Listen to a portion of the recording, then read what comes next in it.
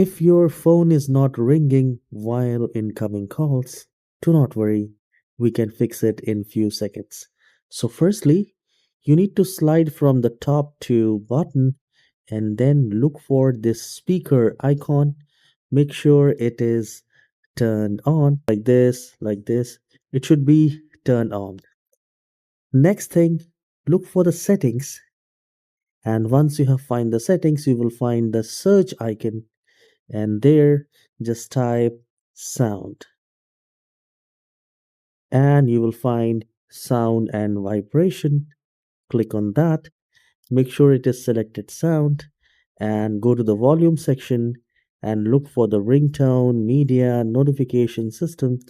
Once you are done, now you will be able to hear the ringtone, hear the sound of phone ringing while incoming calls. If you find this tutorial short and helpful, please don't forget to hit the like and subscribe. I'll see you in the next video.